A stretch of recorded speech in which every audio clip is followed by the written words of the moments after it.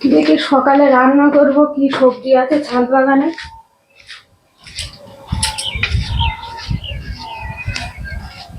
কালকে রোদ দিয়েছে না খুব, ঢেঁড়স গাছগুলো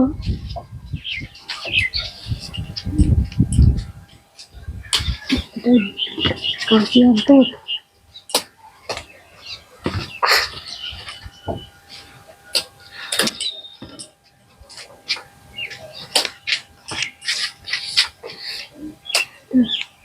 লেগেছে গাছে।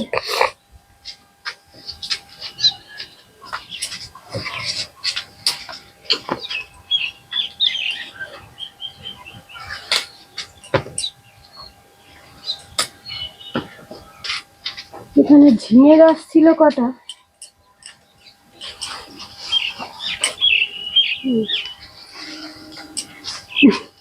ছোট ছোট ঝিঙে।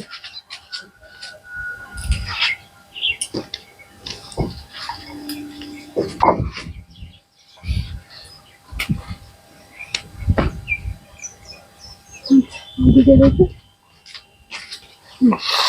এখানে আর নেই। এবারে কলমি শাক তুলি।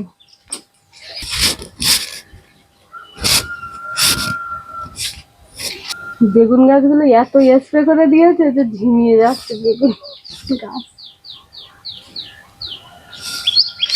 এগুলো ঝুরি বেগুন।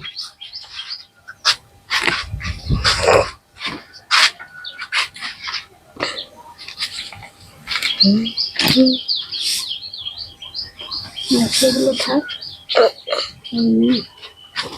লাউ গাছটা মা চান করতে পারলে লাউ গাছে খেলেছে। এবারে কলমি শাক তুলি। এই বেগুনটা এখনো ছোট, এটা গোল বেগুন, বড় বেগুন হবে। হাতে বেগুনটা তুলবো না, কলমি শাকগুলো তুলে নেব।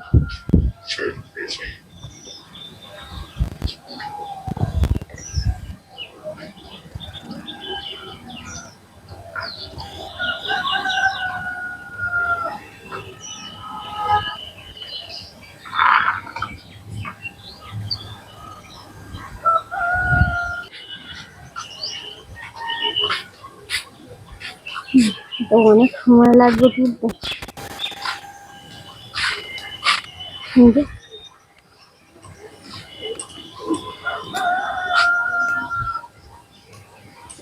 এবারে কলমি শাক যত কাটবো ঘুরে যাবে।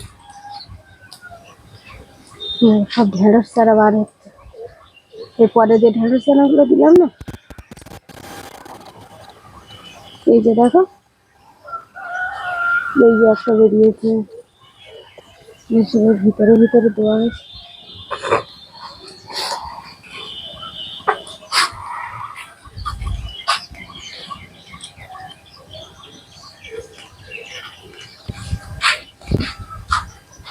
কলমি শাকগুলো একটু পোকা লাগেনি পরে তো।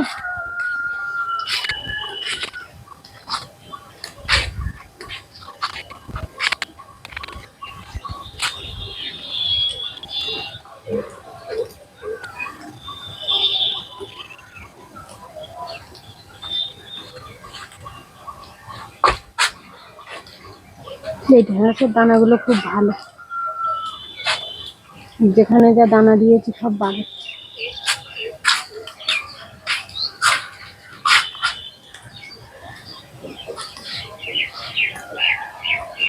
থাক থাক, ও থাক, শাক তুলো না। ওগুলো কি শাক বলো তো? হুম,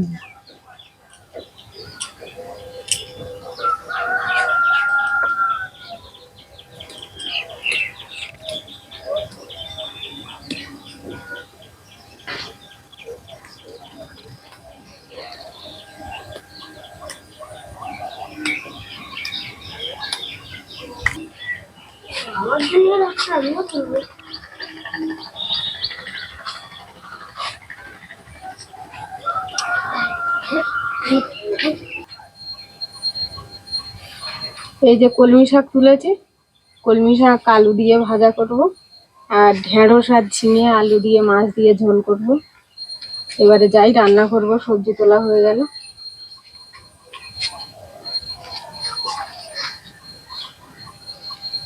শাকগুলো খুব সুন্দর হয়েছে, কোনো পোকা নেই।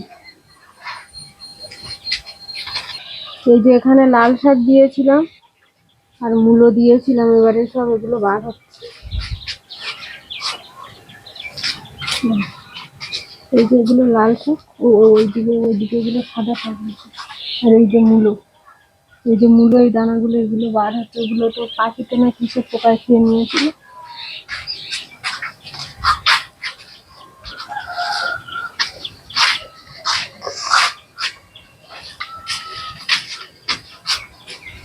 সেই গাছগুলো আবার মাচান করে দিতে হবে, কত দূর উঠে যাচ্ছে।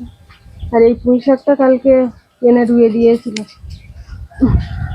খাওয়ার জন্য কিনে এনেছিলাম, এনে পুঁই শাকটা মোটা আছে রুয়ে দিয়েছিলাম, এখন কি হয়।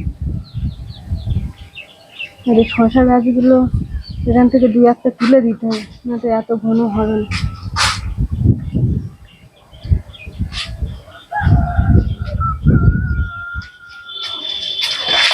আসো কৌস্তব, যাই।